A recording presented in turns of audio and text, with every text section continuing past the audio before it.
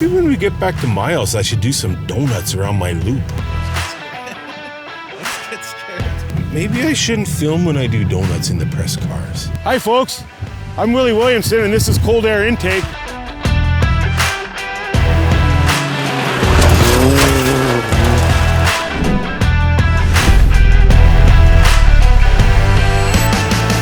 Today we are at beautiful Birds Hill Provincial Park.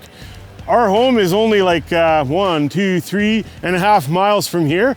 One of the reasons why I live out here is because as a child, they used to take us on school field trips from way down in South Winnipeg to here. And I don't know why, but I just felt at home in this park. Something about the topography and all the beautiful trails and all the wildlife. You'll see cars driving by one after another. Everybody's got a dog in the car. This is also a place where folks bring their dog. And today's dog that we're gonna take for a walk through the park is a 2021 Mazda CX9. Big fan of the CX9, big fan of 2021 vehicles, because 2020 sucks. Sucks. It's almost over. We're about a week or about a month away from putting it behind us. So like I said, we're here at Birds Hill Provincial Park. It is an 11.7 kilometer loop that travels around through the park, and it's a lot of fun. Obviously you got to obey the speed limits, and there's wildlife everywhere, so the last thing you want to do is be speeding through the park. But it's a very scenic drive, and we're going to take you through it. So today we're not just here to tell you about the amazing Mazda CX9. We're also here to tell you about my favorite place on earth, beautiful Birds Hill Provincial Park. So without further ado, we're going to hop into this 2021 Mazda CX9, take it for a ride, give you some evaluations on what we think about it, and probably have a little fun too. So we'll see you on the road. It's -6 today. A beautiful December day here in friendly Manitoba. A little bit, wind was whistling a little bit on my ears there, but it's not -68 or whatever it can get to sometimes around here. So yeah, Birds Hill Provincial Park, home of the Winnipeg Folk Festival, which we didn't sadly have this year, but it'll be back. There's a beautiful beach here. There's miles upon miles upon miles of walking and snowmobile trails and cross-country ski and snowshoeing trails everywhere. There's probably as many deer in this park as there are people in Winnipeg. Oh, there's a skier right there. So really just a beautiful part of the province. And we've got our videographer Mike along with us, and Mike is going to set up his drone, and we're going to get some awesome footage of this awesome car. So enough about us. Let's talk about this car a little bit. What the CX9 is it's a mid-sized SUV, but it's on the larger scale of the mid-sized. And really, as far as size is concerned, I would compare it to like cars we're used to like the old school days of like the large full-sized family station wagon. Now, anyone who sells SUVs, they don't like those words, station wagon. But let's not fool one another. This is essentially just the evolution of that family wagon.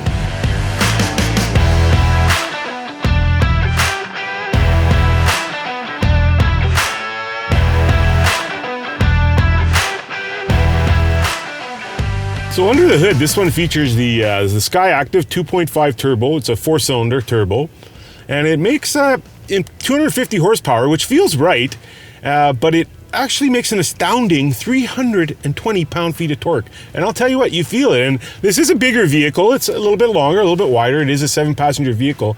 And that extra torque does give it a little bit of grunt, like absolutely. And it's not cursed with a CVT, continuously variable transmission. Nope, it's got a 6-speed automatic, and you can really feel it going along through the gears. This loaded up version has the paddle shifters, so you can play around with those. You know, to be honest with you, I don't use the paddle shifters a lot in vehicles that I test. I generally just play around with them a little bit to see how they perform, but I would think that once I owned a vehicle and drove it for regular periods of time, I don't think I'd be clicking away on them. So they're more, as far as I'm concerned, they're more a novelty than anything else, but this one does indeed come equipped with them, and it is kind of fun to sort of play around and pretend you're driving a manual, but we're not kidding anyone. It's definitely an automatic. A lot of fun, a lot of power. like I said, 250 horsepower, which is not a tremendous number in today's world. There's a lot of SUVs of this size, certainly in the luxury market. So maybe that is a tiny bit of where this might fall behind. It's Lexus and Acura and even the high scale Korean offerings is that. At 250 horsepower, I mean, if this had 320 horsepower and 350 pound-feet of torque, it would then probably be more in that luxury category. But as far as interior is concerned, 100% luxury. Like it rivals all of those. Lots of nice soft touch features. Of course, you get the full-on heated steering wheel, the heated seats, and the surface of the seating is just beautiful. And I'll run through a grocery list of some of the features that this vehicle has. Obviously, power-assisted disc brakes, anti-lock brake system, G-vectoring control, off-road traction control. We got the paddle shifters. It's got a power glass moonroof. Now let's get on about the moonroof a little bit again. I'm sort of saying this rivals luxury Japanese brands, but to fully rival those brands, it would need to have a panoramic roof. It's got front wiper de-icers. That's interesting. 20-inch alloy wheels, black metallic. This one is wrapped with some aftermarket winter tires, which I'll get the brand of because they perform pretty well. It's got LED headlights, LED fog lights. This one is also got the adaptive front lighting system. It's got a power lift gate with the hands-free access. It's got wireless charging. It's got this garnet red leather upholstery, which is really quite pretty. It's got a Bose premium sound system with 12 speakers, Sirius XM, the whole works. Got a 9-inch touchscreen with the navigation, and it's got a ventilated front seats as well. This 9-inch touchscreen, that's a nice feature as well. You don't really need to touch a lot though. Mazda's little dial in the middle here is so intuitive that I find whenever I'm in a Mazda, I'm rarely touching the screen to make it work. Maybe if you're actually setting stuff up, you might be going through it to touch to get things going. But in your regular day-to-day driving, you're going to be able to do it all just with the dial right here in the center console. And then in addition to that, this one has some additional equipment that includes second row captain's chairs, black metallic upper door panel trim, black metallic dash strips, 2 USB ports in the third row seating, so because the kids all have phones now too. We've got a driver memory seat, 8-way power passenger seat, black interior going on here. Then we've got Apple CarPlay, Android Auto, wireless Apple CarPlay, and driver attention alert. So we've got lots of stuff going on here. The MSRP on this vehicle, all in, including freight, delivery, inspection, the whole deal, $52,400. So it's cracked the $50,000 mark, but honestly, it feels like a $50,000 vehicle, and does a lot for you. It's just one of those really nice family vehicles. Lots of room. So we're going to take it now and do a little tour. You ready to roll? Got it. Okay. I like these Mazdas for a lot of reasons, and one of them is that there is definitely a performance feel to it. It just the way they set them up, the way they set up the suspension and the audible note from the exhaust. It's just it's a fun vehicle, and even this being the largest Mazda in their lineup, it still has that zoom appeal to it. Still feels kind of fun. Like I said, we're in a provincial park, so I'm not going to start rugging it here. The speed limit's 60, but you can get to 60 pretty quick. It's a lot of fun, and I'll play around with these paddle shifters a bit, like I said. So you knock it down a couple, and now we're in third, we're in second, and we're in first. He's here at first, cracks you up to 4,000 RPMs at 30 kilometers an hour. So if I go through them,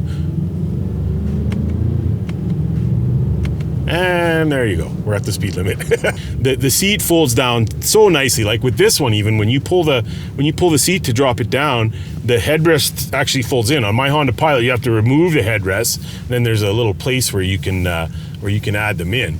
But on this one, it just automatically right down. So you can make those seats disappear. Then what you end up with is a nice in this case, a nice 4-passenger vehicle with captain's chairs for the back seats, which is big and roomy, and I'm pretty sure those back ones are heated as well.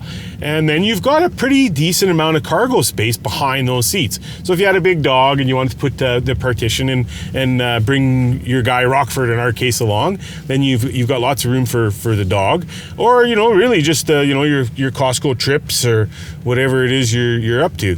So yeah, having that little bit of extra space. Whereas the smaller SUVs and even the mid-sized SUVs that don't have that third row seating, there's generally not as much room, typically not as much room behind that seat. These ones, and then with this, in this case, these seats fold down as well, but because they're captain seats, they don't fold down the same way that a rear bench seat would. But still, there's plenty of room in this vehicle. So yeah, my real overall driving impression of these Mazdas is they're smooth, they're comfortable, they're athletic.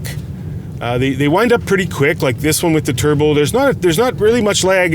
Turbo technology. Everyone's turbo lag. Forget about it. It's like really, it's just so minimal that you would not even really notice it. Thanks a lot for joining me today in my backyard, the beautiful Birds Hill Provincial Park, with the 2021 Mazda CX9. I'm a big fan of the CX9, and overall I highly recommend it, and I recommend it for a number of reasons. Number one, there's value here. You're getting essentially a luxury vehicle for a few grand less than the rivals that come out from the luxury Japanese, German and domestic products. In addition to that, there's a style factor here. It's got this elongated hood, kind of the duck clips that I have, gives it a distinct appeal. And then thirdly, it's just a really nice vehicle. It's luxurious inside. It's sporty and luxurious, which is a tough combination to make, and it's a good value. So I highly recommend the Mazda CX-9. There's a new model on the horizon. I think, I don't know if it's 22 or 23. This one is a few years down the road now, but still very, very much relevant, especially with these nice big Continental snow tires on it out here in sunny Manitoba, -6 on a December day. Can't think of a better vehicle to cruise around in. So thank you very much. I'm Willy Williamson. This is Cold Air Intake, and we'll see you for our next review, which very well might be right here in Birds Hill Provincial Park. Take care. Then I don't even want to lift my right arm to control anything. It's so heavy. Nobody on the road, nobody on the beach. Ooh. Rome wasn't built in a day. Wonder how many days it actually took to build Rome. You feel the turbo there? You feel the turbo? See how that thing hooked up? Hooked up like it was Velcro. Like the road was the hard part of the Velcro and the tires were the soft part of the Velcro. Or maybe the tires were the soft part of the, I don't know, Velcro. You get the picture.